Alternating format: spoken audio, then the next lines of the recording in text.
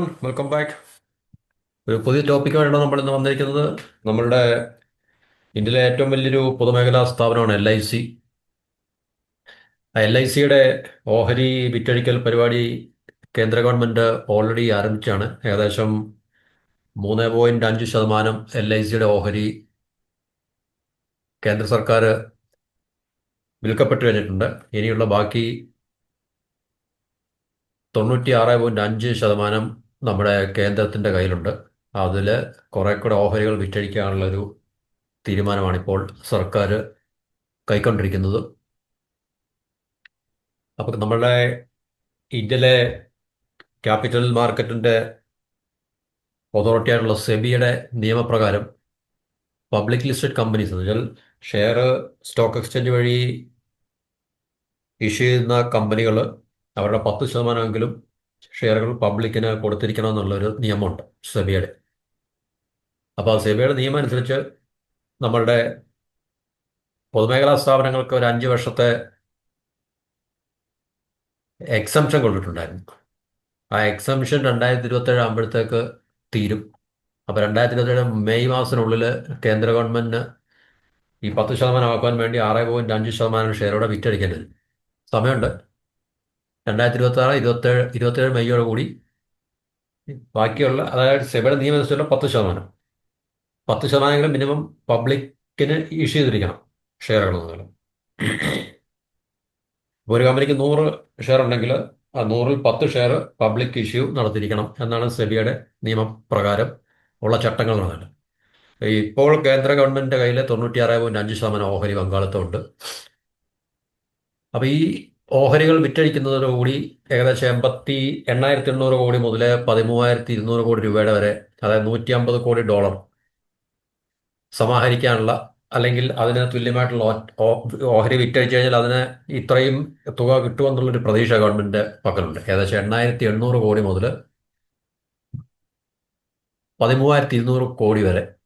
അപ്പോൾ സെബിയുടെ റൂൾ അനുസരിച്ച് 10%എങ്കിലും പബ്ലിക് നിഷേധിക്കണം. ആ 10% ആകാൻ ഇനിയും 6.5% ഉണ്ട്. ഓൾറെഡി 3.5% വിഹിതം ഗവൺമെന്റ് വിറ്റഴിച്ചിട്ടുണ്ട്. ഇപ്പോൾ ലിസ്റ്റഡ് കമ്പനികളിലെ പൊതുജനങ്ങളുടെ കൈവശമുള്ള ഓഹരി 10%എങ്കിലും ഉണ്ടാകണമെന്ന് securities and exchange board of ഇന്ത്യയുടെ സെബിയുടെ നിബന്ധനയുണ്ട്. അപ്പോൾ ആ നിബന്ധന പാലിക്കുന്നതിൻ്റെ ഭാഗമായിട്ട് ബാക്കിയുള്ള 6.5% ഷെയർ കേന്ദ്ര ഗവൺമെന്റ് വിറ്റഴിക്കാനുള്ള പരിപാടിയിലാണ്. അത് ആദ്യത്തെ ഘട്ടത്തിലാണ് കേട്ടോ. 3 ഘട്ടമായിട്ടായിരിക്കും ഈ ഓഹരി വിൽപ്പന നടപ്പാക്കുക എന്നാണ് കേന്ദ്ര ഗവൺമെന്റ് വന്നിട്ടുള്ളത്. അത് ഓഹരി വിലയിലുള്ള ഈ, കാരണം സ്റ്റോക്ക് എക്സ്ചേഞ്ചിൽ ഓൾറെഡി അത് ലിസ്റ്റ് ചെയ്ത് കഴിഞ്ഞില്ല. അപ്പോൾ തീർച്ചയായിട്ടും LICയുടെ ആ ഇഷ്യൂ ചെയ്ത സമയത്തിനേക്കാളും ഇപ്പോൾ ഷെയർ പ്രൈസ് വളരെ താഴെയാണ് ഇപ്പോൾ നിൽക്കുന്നത്. ആദ്യത്തെ ഘട്ടം ഈ പറഞ്ഞ സാമ്പത്തിക വർഷത്തിന്റെ മൂന്നാം പാദം പറഞ്ഞാൽ മാർച്ച്, ജനുവരി, ഫെബ്രുവരി, മാർച്ച്, അതായത് ലാസ്റ്റ് ക്വാർട്ടർ, ഡിസംബർ, ജാനുവരി, ഫെബ്രുവരി, മാർച്ച്, സോറി, ജാനുവരി, ഫെബ്രുവരി, മാർച്ച്, ഈ 3 മാസം. അപ്പം ഈ ഒരു കാലഘട്ടത്തിൽ ആദ്യത്തെ ഫസ്റ്റ് ഫേസ് വിൽപ്പന നടത്തും. അപ്പം ഈ ഓഹരി വിൽപ്പനയുടെ സമയം, സൈസ്, എത്രത്തോളം വിറ്റഴിക്കുക എന്നുള്ളതിനെ കുറിച്ചൊന്നും ഇത് തീരുമാനമായിട്ടില്ല. അത് department of investment and public asset management, DIPAM, അത് ഗവൺമെന്റിന്റെ, എനിക്ക് തോന്നുന്നു ഫൈനാൻസ് മിനിസ്ട്രിയുടെ കീഴിലുള്ള ഏതെങ്കിലും ഡിപ്പാർട്ട്മെന്റ് ആയിരിക്കും അത്. അല്ലെങ്കിൽ അതിനെക്കുറിച്ച് കൃത്യമായി അറിയില്ല. അല്ലെങ്കിൽ നമ്മുടെ ഡിസ്ഇൻവെസ്റ്റ്മെന്റ് മിനിസ്ട്രി ഉണ്ടല്ലോ, അതിൻ്റെ കീഴിലുള്ളതായിരിക്കും. അപ്പോൾ ഓഹരി വിൽപ്പനയോടുള്ള പ്രതികരണം അറിയാൻ, നിക്ഷേപകരുടെ പ്രതികരണമൊക്കെ അറിയാനുള്ള റോഡ് ഷോകളും ഈ പറഞ്ഞ ദിവസങ്ങളിലൊക്കെ കേന്ദ്ര ഗവൺമെന്റ് അല്ലെങ്കിൽ ഇതുമായിട്ട് ബന്ധപ്പെട്ട അതോറിറ്റി അധികാരികൾ അത് സംഘടിപ്പിക്കുക, അതൊക്കെ ഒരു ന്യൂസ് അല്ല. അപ്പോൾ നിക്ഷേപകരുടെ പ്രതികരണത്തിനനുസരിച്ചായിരിക്കും ക്വാളിഫൈഡ് ഇൻസ്റ്റിറ്റ്യൂഷണൽ പ്ലേസ്മെന്റ്, QIP, അല്ലെങ്കിൽ ഓഫർ ഫോർ സെയിൽ ഒക്കെ തീരുമാനിക്കുക. ഓക്കെ, അതൊക്കെയാണ് നിൽക്കട്ടെ, അത് നമുക്കൊരു വിഷയമല്ല.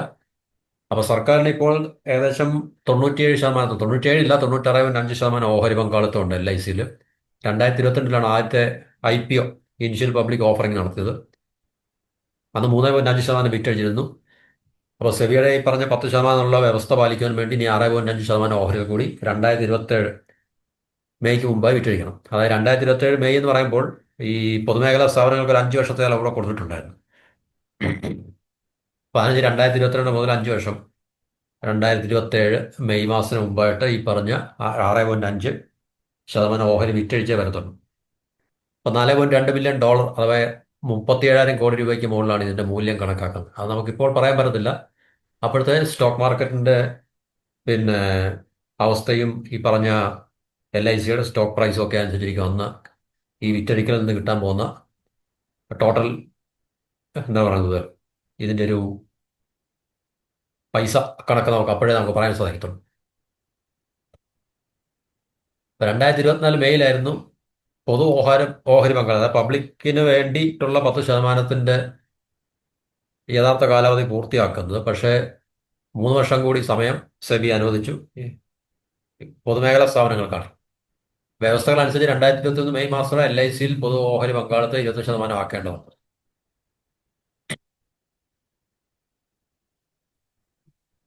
വിപണിയിൽ സർക്കാർ ഓഫീസ് ഓഹരികളുടെ കുത്തൊഴുക്ക് ഉണ്ടാകാതിരിക്കാനായി പല വൻകിട സർക്കാർ സ്ഥാപനങ്ങൾക്കും സെബി സമാനമായ രീതിയിൽ കാലാവധി നീട്ടി നൽകിയിട്ടുണ്ട്. സർക്കാർ സ്ഥാപനങ്ങൾക്കല്ല, പൊതുമേഖലാ സ്ഥാപനങ്ങൾക്കാണ്. അത് തന്നെ സർക്കാർ സ്ഥാപനങ്ങൾ എന്ന് വെച്ചാൽ കേന്ദ്ര ഗവൺമെന്റിന്റെ അധീനതയിലുള്ള പൊതുമേഖലാ സ്ഥാപനങ്ങൾ ഈ പറഞ്ഞ അവരുടെ ഷെയറുകൾ സ്റ്റോക്ക് എക്സ്ചേഞ്ച് ലിസ്റ്റ് ചെയ്യുകയാണെങ്കിൽ അവർക്ക് ഈ പറഞ്ഞ കാലാവധി നീട്ടി കൊടുത്തിട്ടുണ്ട് എന്നാണ് നമുക്ക് സെബിയുടെ ഈ പറഞ്ഞ എന്താണ് പറയുന്നത് സെബിയിൽ നിന്നുള്ള വിവരങ്ങൾ അനുസരിച്ച് നമുക്ക് മനസ്സിലാക്കാൻ സാധിക്കുന്നു. ഇപ്പോൾ LICയുടെ ഷെയർ പ്രൈസ്, സ്റ്റോക്ക് പ്രൈസ് വന്ന് 90 രൂപ. ഇപ്പോൾ ഇത് കറക്റ്റ് അല്ല, കാരണം ഈ റിപ്പോർട്ട് എഴുതുന്ന സമയത്തെ കാര്യം പറഞ്ഞത്. പിന്നെ ഇവർ ആദ്യമായി IPO നടത്തിയപ്പോൾ, അതായത് ഇനിഷ്യൽ പബ്ലിക് ഓഫറിംഗ് ഇഷ്യൂ നടത്തിയപ്പോൾ അന്ന് 949 രൂപ. പക്ഷേ അതിനേക്കാൾ ഇപ്പോൾ LICയുടെ ഷെയറിൻ്റെ പ്രൈസ് ഇപ്പോൾ വളരെ താഴെയാണ് എന്നാണ് കാണിക്കുന്നത്. അതുകൊണ്ട് തീർച്ചയായിട്ടും വില താഴോട്ട് പോവുകയാണെങ്കിൽ അവരെ ഇത് ഇഷ്യൂ ചെയ്യുന്ന സമയത്ത് അവർക്ക് എത്രത്തോളം രൂപ സമാഹരിക്കാൻ കഴിയുമെന്നറിയില്ല. പക്ഷേ എന്നിരുന്നാലും ഈ പറഞ്ഞ ഗവൺമെൻറ് പ്രതിജ്ഞാബദ്ധമാണ്. LICയുടെ ഓഹരി എന്തായാലും അവർ വിറ്റഴിക്കാൻ തീരുമാനിച്ചു കഴിഞ്ഞാൽ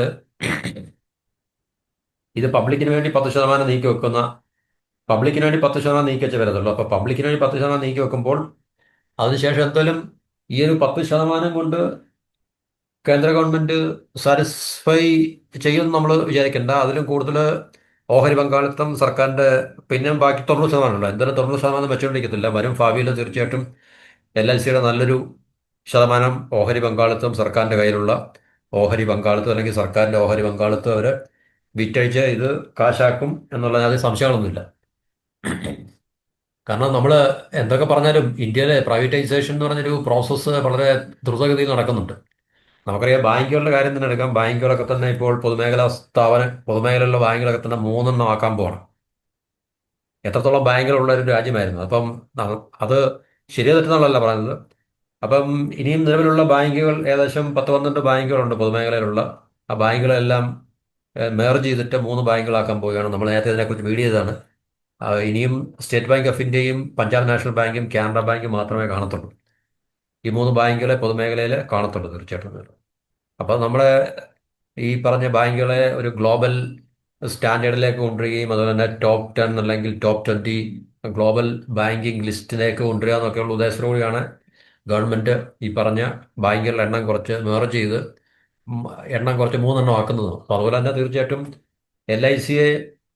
LICയിലും ഈ പറഞ്ഞ ഓഹരി വിറ്റഴിക്കൽ ഉണ്ടാകും. ഓഹരി വിറ്റഴിക്കൽ ഉണ്ടാകും എന്ന് പറയുമ്പോൾ തീർച്ചയായിട്ടും ഇപ്പം പബ്ലിക് വാങ്ങിക്കുന്നത് ഒഴിവാക്കി പിന്നുള്ള ഇൻസ്റ്റിറ്റ്യൂഷണൽ ഇൻവെസ്റ്റേഴ്സ് ഒക്കെ ഉണ്ടല്ലോ. ഒന്നുകിൽ FIIs, ഫോറിൻ ഇൻസ്റ്റിറ്റ്യൂഷണൽ ഇൻവെസ്റ്റേഴ്സ്, അല്ലെങ്കിൽ ഡൊമസ്റ്റിക് ഇൻസ്റ്റിറ്റ്യൂഷണൽ ഇൻവെസ്റ്റേഴ്സ് ഒക്കെ ഉണ്ട്. അപ്പം ഈ പറഞ്ഞ LICയുടെയൊക്കെ ഷെയർ വൻകിട സ്ഥാപനങ്ങളുടെയൊക്കെ കൈകളിലേക്ക് പോകാൻ ചിലപ്പം അത് നമ്മൾ നോക്കുമ്പോൾ വളരെ ഭീകരമായിട്ടുള്ള 2%, 1% അല്ലെങ്കിൽ 5% ഒക്കെ ഷെയറെ കാണത്തില്ല. പക്ഷെ അതൊക്കെ കോടികളുടെ മൂല്യം വരുന്ന ഒരു അവസ്ഥയായിരിക്കും. അപ്പോൾ പ്രൈവറ്റൈസേഷൻ തീർച്ചയായിട്ടും ഇന്ത്യയിൽ പബ്ലിക് അധികം ശ്രദ്ധിക്കാറില്ലെങ്കിൽ തന്നെയും പല മേഖലകളിലും അല്ലെങ്കിൽ പല പൊതുമേഖലാ സ്ഥാപനങ്ങളിലും ഒക്കെ തന്നെ ഈ ഒരു പ്രോസസ്സ് നടക്കുന്നുണ്ട് എന്നുള്ളതിൻ്റെ ഒരു ഏറ്റവും പ്രധാനപ്പെട്ടൊരു എന്താണ് പറയുന്നത് ലക്ഷണമാണ് അല്ലെങ്കിൽ ഉദാഹരണമാണ് എന്ന് പറഞ്ഞു കഴിഞ്ഞാൽ. അപ്പോൾ ഇത് ഗവൺമെന്റിനെ സംബന്ധിച്ച് നമുക്കറിയാം, ഗവൺമെന്റ് കൂടുതൽ പ്രതിജ്ഞാബദ്ധമാണ്. കാരണം ലോകത്ത് ഇപ്പം പ്രൈവറ്റൈസേഷൻ ഉണ്ട്. അതുപോലെ തന്നെ ഇപ്പം ഏറ്റവും നമ്മൾ പൊതുവെ ക്യാപിറ്റലിസത്തിന്റെ ഈറ്റില്ലമായിട്ടുള്ള അമേരിക്കയിൽ പോലും ഗവൺമെന്റിന്റെ നിയന്ത്രണത്തിലുള്ള അല്ലെങ്കിൽ ഗവൺമെന്റിന്റെ അധികാരപരിധിയിലുള്ള പൊതുമേഖലാ സ്ഥാപനങ്ങളും അല്ലെങ്കിൽ ഗവൺമെന്റിന്റെ എന്താണ് ഈ മൊത്തം ടോട്ടൽ എക്കോണമിയിലുള്ള ഡോമിനൻസ് ഒക്കെ വളരെ കൂടുതലാണ് അമേരിക്കയിൽ നിന്നൊക്കെ. ഇന്ത്യ ഒന്നും അത്ര പോലും ഇല്ല ശരിക്കും പറഞ്ഞു കഴിഞ്ഞാൽ. ഞാൻ കഴിഞ്ഞ ദിവസം ഇവിടെ റിപ്പോർട്ട് വായിച്ചു. അമേരിക്കയിലൊക്കെ ഗവൺമെന്റിന് ടോട്ടൽ എക്കോണമിയിലുള്ള ഡോമിനൻസ് ഏകദേശം എനിക്ക് തോന്നുന്നു 3 മുതൽ 45% വരെ ഉണ്ട്. അത്രയൊന്നും ഡോമിനൻസ് ഒന്നും ഇന്ത്യയിലെ ഇന്ത്യൻ ഗവൺമെന്റ് ഇന്ത്യൻ എക്കോണമിയുടെ മുകളിലില്ല. അപ്പോൾ തീർച്ചയായിട്ടും ഏറ്റവും കൂടുതൽ സോഷ്യലിസം ഒക്കെ നിലനിൽക്കുന്നത് അല്ലെങ്കിൽ നമുക്ക് പറയാൻ പറ്റുന്ന കമ്മ്യൂണിസം ഒക്കെ നിലനിൽക്കുന്നത് തീർച്ചയായിട്ടും അമേരിക്ക പോലുള്ള രാജ്യത്ത് തന്നെയാണെന്ന് നമുക്ക് ഈ സ്റ്റാറ്റിസ്റ്റിക്സ് വെച്ച് നമുക്ക് അല്ലെങ്കിൽ റിപ്പോർട്ട് എടുത്താൽ നമുക്ക് മനസ്സിലാക്കാൻ സാധിക്കും. അപ്പോൾ പ്രൈവറ്റൈസേഷൻ ഒരു പ്രോസസ്സായിട്ട് വളരെ ഫാസ്റ്റായിട്ടുള്ള പ്രോസസ്സായിട്ട് ഇന്ത്യയിൽ പിന്നെ കുതിച്ചുയരുമ്പോൾ ഇതുപോലുള്ള പൊതുമേഖലാ സ്ഥാപനങ്ങളിൽ ഗവൺമെന്റിനുള്ള പങ്കാളിത്തം കുറച്ചുകൊണ്ട് മാത്രമേ അതിന് ഒരു ഗവൺമെന്റിന് ഒരു റോൾ മോഡലായിട്ട് നിൽക്കും. കാരണം ഇത് ഇതുപോലുള്ള മോഡൽസ് എല്ലാം ലോകത്ത് ഒരിടത്തും സ്ഥിരമല്ല. ഇതൊക്കെ ഇങ്ങനെ മാറിയും മറിഞ്ഞും വന്നുകൊണ്ടിരിക്കും. അപ്പോൾ നമുക്കറിയാം പഴയ സോഷ്യലിസ്റ്റ് രാജ്യങ്ങളൊക്കെ ഇപ്പോൾ ക്യാപിറ്റലിസ്റ്റ് രാജ്യങ്ങളെ മാറിക്കഴിഞ്ഞു. കുറെ കഴിഞ്ഞ് വീണ്ടും കുറെ കാലഘട്ടം കഴിയുമ്പോൾ വീണ്ടും അതെല്ലാം കറങ്ങി തിരിഞ്ഞ് മറ്റൊരു മോഡലായി മാറും. വീണ്ടും സോഷ്യലിസ്റ്റിലേക്ക് പോകാം. അപ്പം അങ്ങനെയൊക്കെയുള്ള ഒരു സ്ഥിരമായിട്ടുള്ള മോഡൽ അല്ലെങ്കിൽ സ്ഥിരമായിട്ടുള്ളൊരു ഫിനോമിന, ഒരു പ്രതിഭാസം നമ്മളൊരു രാജ്യത്തെ സംബന്ധിച്ച് നമുക്ക് പറയാൻ സാധിക്കത്തില്ല.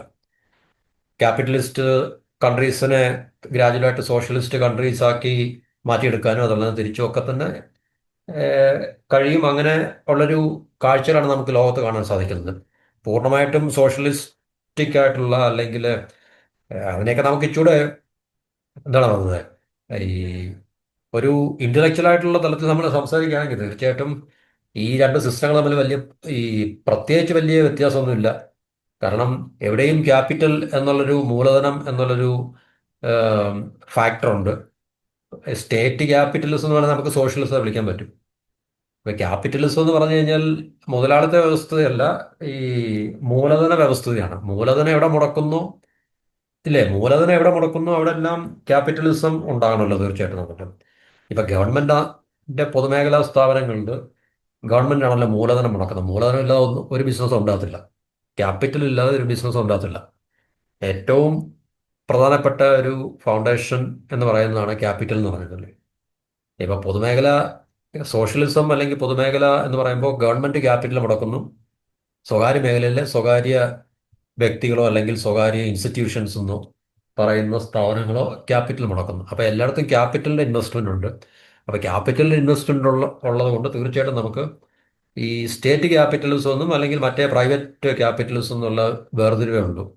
അതിനെ സ്റ്റേറ്റ് ക്യാപിറ്റലിസ്റ്റിനെയാണ് സോഷ്യലിസം എന്ന് വിളിക്കുന്നത് പൊതുവെ, അല്ലെങ്കിൽ കമ്മ്യൂണിസ്റ്റ് രീതിയിലുള്ള ഭരണത്തിൽ ഗവൺമെന്റിന്റെ ഡോമിനൻസ് ആയിരിക്കും എക്കോണമിയുടെ മുകളിൽ ഭൂരിപക്ഷം ഉള്ളത്. അപ്പൊ അതുകൊണ്ട് തീർച്ചയായിട്ടും ഈ ക്യാപിറ്റൽ എവിടെ മുടക്കുന്നു അവിടെ തീർച്ചയായിട്ടും ക്യാപിറ്റലിസം ഉണ്ടെന്നുള്ളൊരു ബേസിക് ആയിട്ടുള്ള ഐഡിയ നമുക്ക് മനസ്സിലാക്കുക കഴിഞ്ഞ് കഴിഞ്ഞാൽ എല്ലാ രാജ്യത്തും ക്യാപിറ്റലിസം ഉണ്ട്. പക്ഷേ അത് സ്റ്റേറ്റ് ക്യാപിറ്റലിസം ഒന്നും മറ്റേ പ്രൈവറ്റ് ക്യാപിറ്റലിസം എന്നുള്ള വ്യത്യാസം മാത്രമേ ഉള്ളൂ. അല്ലെങ്കിൽ സോഷ്യലിസവും ഈ പറഞ്ഞ ക്യാപിറ്റലിസവും സിമ്പിളായിട്ട് നമ്മൾ വിളിക്കുന്നത് സോഷ്യലിസം സ്റ്റേറ്റ് ക്യാപിറ്റലിസമാണ്. കാരണം ക്യാപിറ്റൽ ഇല്ലാതെ ഒന്നും തന്നെ നടക്കത്തില്ല, മൂലധനം ഇല്ലാതെ ഒന്നും തന്നെ നടക്കത്തില്ല. ഇപ്പം ഗവൺമെന്റിന് ഒരു ബിസിനസ് സ്ഥാപനം, ഇപ്പം പൊതുമേഖലാ സ്ഥാപനം എന്ന് പറയുന്ന ഏത് സ്ഥാപനം തുടങ്ങിക്കഴിഞ്ഞാലും അതിന് ക്യാപിറ്റൽ, നമ്മളിപ്പോൾ ഏത് ഗവൺമെന്റിന്റെ പക്കലുള്ള കമ്പനികൾ എടുത്ത് നോക്കിക്കഴിഞ്ഞാലും സ്വകാര്യ മേഖലയിലുള്ള ഇതിന്റെ കമ്പനികൾ എടുത്ത് നോക്കി അതിന്റെ ബാലൻസ് ഷീറ്റ് എടുത്ത് നോക്കിക്കഴിഞ്ഞാൽ ബാലൻസ് ഷീറ്റിൽ നമുക്ക് ഈ എല്ലാ കമ്പനികളുടെയും ബാലൻസ് ഷീറ്റിന്റെ ബാലൻസ് ഷീറ്റിൽ നമുക്ക് ക്യാപിറ്റൽ കാണാൻ പറ്റും. ഇല്ലേ, വലിയ വ്യത്യാസങ്ങളൊന്നുമില്ല. പിന്നെ അതിനുള്ള വ്യത്യാസം എന്ന് പറഞ്ഞാൽ പൊതുമേഖലാ സ്ഥാപനങ്ങൾ ഗവൺമെന്റ് നിയന്ത്രിക്കുന്നു, സ്വകാര്യ മേഖലയിലെ സ്ഥാപനങ്ങൾ സ്വകാര്യ വ്യക്തികളോ അല്ലെങ്കിൽ ഒരു കൂട്ടം വ്യക്തികളോ അതിനെ നിയന്ത്രിക്കുകയും അതിന്റെ ലാഭം അവർ പിന്നെ സ്വന്തമാക്കുകയും ചെയ്യുന്നു. ഗവൺമെന്റിന്റെ ഭാഗത്തുനിന്ന് പൊതുമേഖലാ സ്ഥാപനത്തിലുണ്ടാകുന്ന ലാഭങ്ങളും നഷ്ടങ്ങളും അത് ഗവൺമെന്റിന്റെ എന്ന് പറയുന്ന കണക്കിനകത്തിൽ ഉൾക്കൊള്ളിക്കുക, അല്ലെങ്കിൽ അതിനെ ഗവൺമെന്റ് കൈകാര്യം ചെയ്യുന്നു. സ്റ്റേറ്റ് ട്രഷറിയിലേക്ക് അത് പോകുന്നു, അല്ലെങ്കിൽ സ്റ്റേറ്റ് ട്രഷറിയിൽ നിന്ന് അതാണ് ഇല്ല, സ്റ്റേറ്റ് ട്രഷറി എന്ന് പറയുമ്പോൾ നമ്മൾ എന്താണ് പറയുന്നത്, എക്സ്ചക്കർ, ഈ ഗവൺമെന്റിന്റെ പക്കലുള്ള ധനം അതാണല്ലോ സ്റ്റേറ്റ് ട്രഷറി അല്ലെങ്കിൽ എക്സ്ചക്കർ എന്ന് പറയുന്നത്. അപ്പോൾ ഇത് ഗവൺമെന്റ് കൈകാര്യം ചെയ്യുന്നു. അവർ പറയുന്നത് ജനങ്ങൾക്ക് വേണ്ടി എന്ന് പറയുന്നു. പക്ഷേ അതവിടെ നിൽക്കട്ടെ, അത് നമ്മുടെ സംസാര വിഷയമല്ല. അപ്പോൾ ഇതാണ് ഈ ശരിക്കും പറഞ്ഞാൽ അതിലുള്ള വ്യത്യാസം അത്രേ ഉള്ളൂ. ഒന്ന് സ്റ്റേറ്റ് ക്യാപിറ്റലിസം, മറ്റേ പ്രൈവറ്റ് ക്യാപിറ്റലിസം. അപ്പോൾ ഇന്ത്യയിൽ ഈ പറഞ്ഞ സ്റ്റേറ്റ് ക്യാപിറ്റലിസത്തിൻ്റെ റോള് സ്റ്റേറ്റ് ഭരണകൂടം അല്ലെങ്കിൽ ഭരിക്കുന്ന ഗവൺമെൻറ് അവർ കുറച്ചുകൊണ്ടിരിക്കുകയാണ്. അപ്പം അവരുടെ അധീനതയിലുള്ള കൈവശമുള്ള ഇതുപോലുള്ള ഈ പറഞ്ഞ പൊതുമേഖലാ സ്ഥാപനങ്ങൾ നമ്മൾ വിളിക്കുന്ന സ്റ്റേറ്റിൻ്റെ അധീനതയിലുള്ള സ്ഥാപനങ്ങളുടെ എണ്ണം, അതുപോലെ തന്നെ ഗവൺമെൻറ്റിനകത്തിലുള്ള പങ്കാളിത്തം, റോളൊക്കെ തന്നെ കുറച്ച് അത് പ്രൈവറ്റ് മേഖലയ്ക്ക് വിറ്റ് കൊടുത്തുകൊണ്ടിരിക്കുന്ന ഒരു പ്രവണത അല്ലെങ്കിൽ പ്രോസസ്സാണ് ഇന്ത്യയിൽ ഇപ്പോൾ നമുക്ക് കാണാൻ സാധിക്കുന്നത്. അപ്പോൾ ഏതായാലും LICയുടെ ഷെയർ അല്ലെങ്കിൽ ഓഹരി പങ്കാളിത്തം ഗവൺമെൻറ് വീണ്ടും വിറ്റഴിക്കാൻ തീരുമാനിച്ചിരിക്കുകയാണ്. ഇപ്പം ഭാവിയിൽ നമുക്ക് തീർച്ചയായിട്ടും ആ, ഒരു വലിയ രീതിയിലുള്ള കുറവ് നമുക്ക് LICക്കുള്ളിൽ ഗവൺമെൻറ്റിനുള്ള പങ്കാളിത്തത്തിൽ വലിയൊരു കുറവ് ഏഹ്, സമീപ ഭാവിയിലല്ല എങ്കിൽ തന്നെയും വരുന്ന അടുത്തൊരു 5 to 10 ഇയേഴ്സിൽ നമുക്ക് തീർച്ചയായിട്ടും, പ്രത്യേകിച്ച് ഇതുപോലൊരു ഗവൺമെൻറ് ഭരണത്തിലുണ്ടെങ്കിൽ തീർച്ചയായിട്ടും നമുക്ക് അങ്ങനൊരു അവസ്ഥ കാണുവാനും അല്ലെങ്കിൽ നമുക്ക് ഉണ്ടാകുവാനുള്ള സാധ്യതയുണ്ട്. അത് ശരിയോ തെറ്റാന്നുള്ളതിൻ്റെ വിശദീകരണവും വിശകലനവും ഇവിടെ ഇപ്പോൾ നടത്തുന്നില്ല. അപ്പം ഇതാണ് നമ്മൾ ഇപ്പോൾ ഇതിനെക്കുറിച്ചുള്ള ഒരു റിപ്പോർട്ട് അല്ലെങ്കിൽ അടിസ്ഥാന ഇൻഫർമേഷൻ എന്ന് പറഞ്ഞിട്ട്. LICയുടെ കൂടുതൽ ഓഹരികൾ വിറ്റഴിക്കാൻ കേന്ദ്രം ഏകദേശം 8,800 കോടി മുതൽ 13,200 കോടി രൂപയുടെ വിൽപ്പനയ്ക്ക്. അപ്പം വിൽപ്പനയ്ക്ക് വലിയ കാരണം സെബിയുടെ ആ നിബന്ധനയാണ് എന്നാണ് പറയുന്നത്. അപ്പം സെബിയും ഗവൺമെൻറ് ഒരു ഇൻസ്റ്റിറ്റ്യൂഷൻ ആണല്ലോ തീർച്ചയായിട്ടും. അപ്പോൾ അത് എല്ലാ കമ്പനികൾക്കും, അതായത് പബ്ലിക്കലി ലിസ്റ്റ് ചെയ്യുന്ന എല്ലാ കമ്പനികൾക്കും, പബ്ലിക് ലിസ്റ്റിംഗ് നടത്തുന്ന എല്ലാ കമ്പനികൾക്കും അത് ബാധകമാണ്. ഈ 10% പബ്ലിക്കിന് അത് ഓഫർ ചെയ്തിരിക്കണം എന്നുള്ളത്. പബ്ലിക്കിന് പറയുമ്പോൾ പബ്ലിക്കിനാണ്, അല്ല ഒരു ഇൻസ്റ്റിറ്റ്യൂഷൻ അല്ല. കാരണം ഈ പല ഓഹരികളും ഇൻസ്റ്റിറ്റ്യൂഷൻസ് വാങ്ങിക്കുന്നുണ്ട്, സ്ഥാപനങ്ങൾ വാങ്ങിക്കുന്നുണ്ട്. സ്ഥാപനങ്ങൾക്കല്ല, 10% പബ്ലിക്കിന്, പൊതുജനങ്ങൾക്ക് ഓഫർ ചെയ്തിരിക്കണം എന്നുള്ള നിബന്ധന ഉള്ളത് കൊണ്ട് ഗവൺമെൻറ് ഇപ്പോൾ ബാക്കി അവരുടെ 3.5 ഓൾറെഡി ഇഷ്യൂ ചെയ്തു, അല്ലെങ്കിൽ ഓൾറെഡി വിറ്റിട്ടുണ്ട്. ബാക്കി 6.5 ശതമാനം കൂടെ വിറ്റഴിച്ചാൽ 10% പബ്ലിക്കിന് ഇഷ്യൂ ചെയ്യപ്പെടും. പിന്നെ ബാക്കി അതിനുശേഷം വരുന്ന ഓഹരി വിറ്റഴിക്കൽ ഈ പറഞ്ഞ ഏതെങ്കിലും നമ്മുടെ ഇന്ത്യയിലെ തന്നെ വലിയ മുതലാളിമാർക്ക് കൊടുക്കുവാനുള്ള പദ്ധതി പിന്നീട് അവർക്ക് ആവിഷ്കരിക്കാൻ സാധിക്കും എന്നാണ് നമുക്ക് മനസ്സിലാക്കാൻ സാധിക്കുന്നത്. എന്തായാലും 10% കൊണ്ട് ഗവൺമെൻറ് നിർത്തുമെന്ന് നമുക്ക് തോന്നുന്നില്ല. കാരണം പിന്നെ 90% ഗവൺമെൻറ് പങ്കാളിത്തമുണ്ട്. അതായാലും ഈ 10% മാത്രം വിറ്റഴിച്ചുകൊണ്ട് ഗവൺമെൻറ് പ്രത്യേകിച്ച് അവരുടെ ഒരു ലക്ഷ്യം നേടാൻ പോകുന്നില്ല. പിന്നെ കുറേ പൈസ സമ്പാദിക്കാം, ശേഖരിക്കാം, എന്താണ് പറയുന്നത്, അങ്ങനെ അവരുടെ ധനക്കമ്മിയൊക്കെ, ഫിസിക്കൽ ഡെഫിസിറ്റൊക്കെ വേണമെങ്കിൽ കുറയ്ക്കാൻ സാധിക്കും എന്നുള്ളതല്ലാതെ മറ്റ് പ്രത്യേകിച്ചൊരു ലക്ഷ്യമൊന്നും അവർക്ക് അതിനകത്ത് നേടാൻ സാധിക്കില്ല. അതുകൊണ്ട് തീർച്ചയായിട്ടും ഒരു സ്വകാര്യവൽക്കരണത്തിൻ്റെ ഒരു പാതയിലേക്ക് LICയെയും അവർ പിന്നെ കൂട്ടിക്കൊണ്ട് പോവുകയാണെങ്കിൽ തീർച്ചയായിട്ടും 10% ഓഹരി വിറ്റൊരു കാര്യമില്ല. അതിലും കൂടുതൽ ഓഹരികൾ LICയുടെ ഗവൺമെൻറ് പക്കലുള്ള ഓഹരികൾ വിറ്റഴിച്ചാൽ മാത്രമേ അവരുടെ ആ ഒരു പർപ്പസ് ഫുൾഫിൽ ചെയ്യാൻ സാധിക്കത്തുള്ളൂ. അതുകൊണ്ട് തീർച്ചയായിട്ടും 10-ന് മുകളിൽ തീർച്ചയായിട്ടും കൂടുതൽ ഓഹരി വിറ്റഴിച്ച് ഈ ഇൻസ്റ്റിറ്റ്യൂഷൻസിന്, പ്രത്യേകിച്ച് നമ്മുടെ രാജ്യത്ത് നമുക്കറിയാം ആരൊക്കെ അയക്കാതെ മേടിക്കാൻ സാധ്യതയുള്ളത്. കാരണം ഈ 10% കഴിഞ്ഞ് പിന്നീട് വിറ്റഴിക്കാൻ പോകുന്ന ഓഹരിയുടെ വിഹിതം ഈ ഇന്ത്യയിൽ ആരൊക്കെ അത് മേടിക്കാൻ സാധ്യതയുണ്ടെന്നുള്ള കാര്യം നമുക്ക് തീർച്ചയായിട്ടും ഊഹിക്കാവുന്നേ ഉള്ളൂ. അപ്പോൾ തീർച്ചയായിട്ടും 10-ൽ നിർത്താനുള്ള സാധ്യതയല്ല. തൽക്കാലം 6.5% വിറ്റഴിച്ച് ആ 10% എന്നുള്ള നിബന്ധന പാലിക്കുക എന്നുള്ളതാണ് ഗവൺമെൻറ് മുമ്പിൽ ഇപ്പോഴത്തെ അവരുടെ ഒരു ലക്ഷ്യം. അതുകൊണ്ടാണ് ഇപ്പോൾ ഏകദേശം ഈ ഒരു ഫൈനാൻഷ്യൽ ഇയർ തീരുന്നതിന് മുമ്പ് തന്നെ മിക്കവാറും ഈ വിറ്റഴിക്കൽ ഉണ്ടാകും എന്നുള്ളതാണ് നമുക്ക് പ്രതീക്ഷിക്കാൻ സാധിക്കുന്നത്. അപ്പോൾ ഇത്തരമാണ് ഈ ടോപ്പിക്കുകൾ അവസാനിപ്പിക്കാം. മറ്റു ടോപ്പിക്കുമായിട്ട് അടുത്ത വീഡിയോയിൽ എല്ലാവർക്കും നന്ദി, നമസ്കാരം, and have A wonderful day.